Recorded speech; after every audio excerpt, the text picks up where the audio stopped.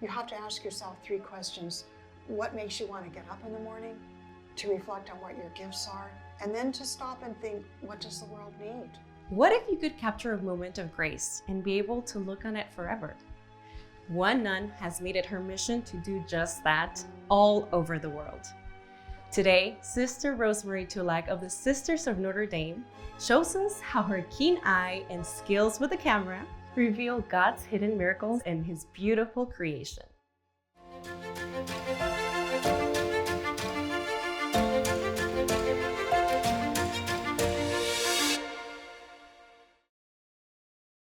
Thank you, Sister, for having us here today and opening up the space for us. We would like to know, in your own words, who is Sister Rose Marie?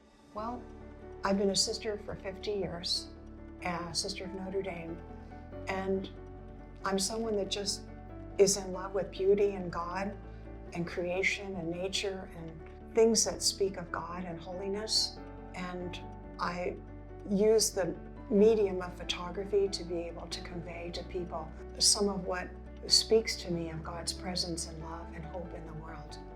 You have a beautiful ministry that you have built, but you're also celebrating 50 years of being a sister. Tell us about how your vocation came about.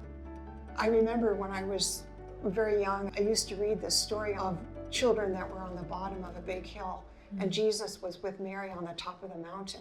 And we were supposed to meet Jesus and climb up this hill and walk this path.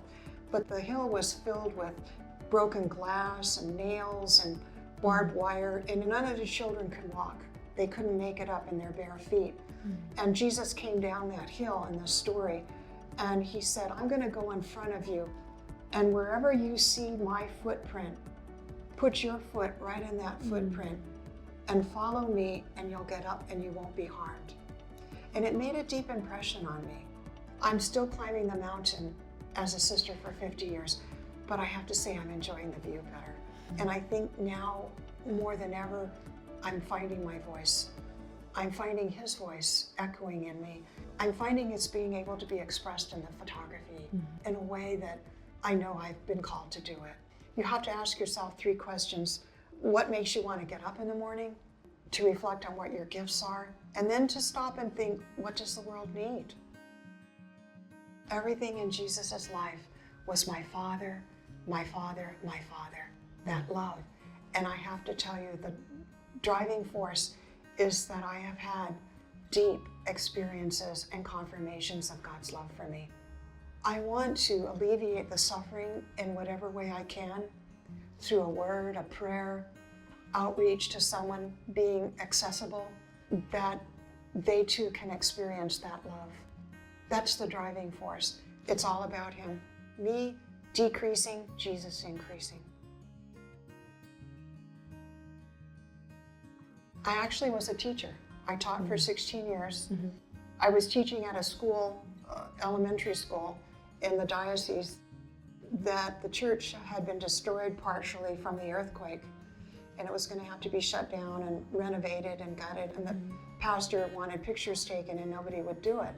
And I said, well, if I could borrow a camera, I could go down after school. So I would go down to the parish after school to take images of different things happening. Sometimes they would put me on the cherry picker to go up to the top and do different angles. And I would take them to a photo lab and get them processed. And when they'd come back, I'd look and I'd go, wow, I'm amazed. And it was just a matter of what spoke to me of something beautiful. What could I capture to treasure that I knew meant a lot to the people of the parish, to the old timers, and that they would be able to have that story to tell through the visual, and that we would also be able to transition into the new. Now, did you have any prior experience in photography or interest in it? I really didn't, but I always wanted a camera. And I kind of like took pictures in my mind. I love nature. I love being near the ocean or in the mountains. And I just found a lot of deep peace and God's presence that way. I look for very interesting light. I look for something that no one else might see. I look to do it in a way or an angle that someone's not thought of. So I might get down very, very low. When I'm photographing in water, I may be submerged in water up to my thighs, or have everything on my back so that my equipment doesn't get wet. Whatever it takes to get that shot, I will do it. So sometimes you have to be willing to be very inconvenienced. You have to go through a lot of hiking to get to where you want to be, to get that angle, to get up super early in the dark, to be there when the light comes up, to get that beautiful morning glow of just when the sun starts coming, because the sunrise is not just when the sun comes up. There's a lot that happens before. But many people don't see it because they're sleeping in. So I would say my secret is to really go for the magical light. Can you tell us about some of the moments behind your favorite photographs? A year ago, I had the privilege to photograph in Marseille, France, the horses of the sea. They're almost totally wild. It's the mosquito capital of the world. So I was in fishnet to protect myself. I was in marsh water. It was muddy. It was very challenging to do the work. But I felt a tremendous oneness with the animals. You know, what you put out to animal life is exactly what you get back. And if you put out a oneness and a trust and an awe and an admiration, I think you're able to get that back. And that's what happened. The horses would come charging at me, and I knew they'd stop, even though it would be right almost in front of me and my camera lens would get wet. But it was just this fun, this engagement of it going back and forth, and being able to be at the ocean with the water and the waves at sunset and see their freedom and their endurance and their spirit. That was a great moment. I know that God can talk to us through art, the different types of art, but what do you think God can tell us through photography? Photography has the power to really highlight a cause, a tear, a joy, a hope, some expression, some sadness, and it can capture that, and it can move the hearts of other people to respond. I feel I have tried to use the photography to really spotlight beauty, to say, look at this. Have you thought about this? And also just to spotlight the beauty of people, because, you know, a lot of people don't see their beauty. They think they don't have good looks. They've got to get a facelift. You know, beauty is in the way we speak, the way we sit, the way we move, the way we gesture, the tenderness that's conveyed. And a camera, an image, in a moment of time can capture that forever. We clearly see that your faith is a part of everything that you do in your photography. But in your own words, how does faith influence your art, and how does your art impact your faith? I don't see things like I used to. In my mind, I'm making a composition, even if I don't have the camera with me. So what happens is, even though I'm not photographing all the time, my mind is, and then when I am doing it, it's like I'm prepared. I'm anticipating what I want.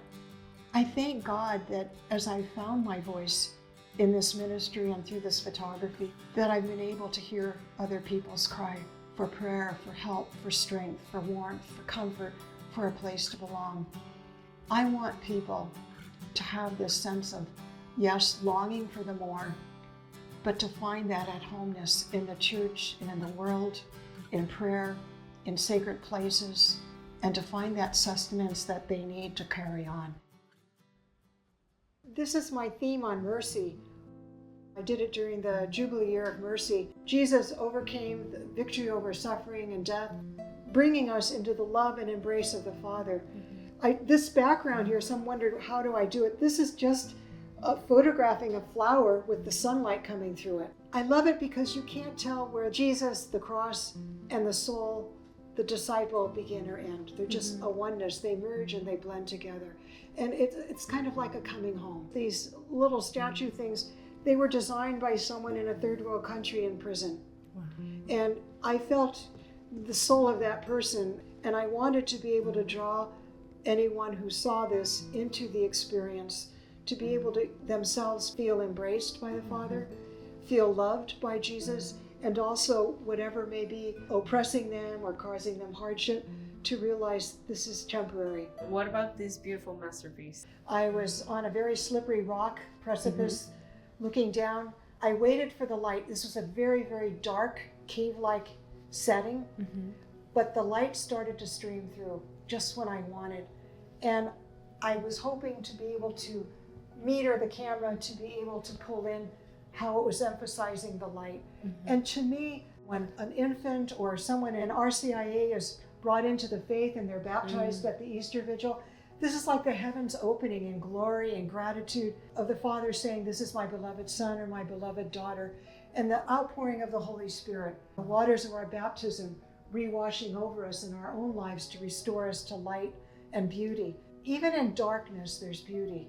It's just that we need the right light to illuminate it, to bring out what's hidden. It speaks to me of divinity, of holiness. I would like to talk about this picture right here. It looks just very majestic. Where were you when you took it?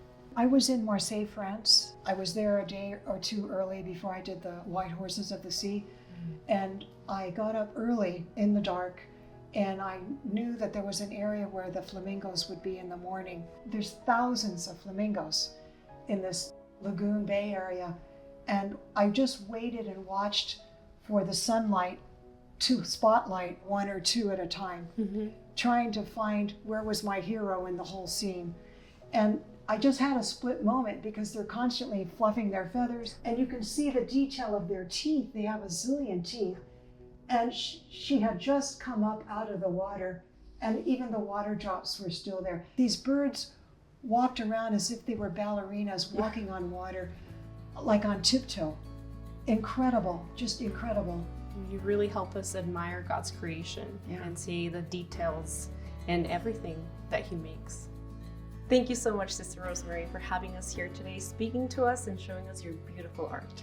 Well, I'm grateful that you came, and I've really enjoyed it. And I'm really grateful to be part of the mission of the church and the congregation to help bring Jesus to other people. And I'm grateful that God shows Himself through the camera and that you show Him through your lens. And for all of us out there, even if we're walking around without a camera, let's not forget to stand still and capture those moments where God shows us His light.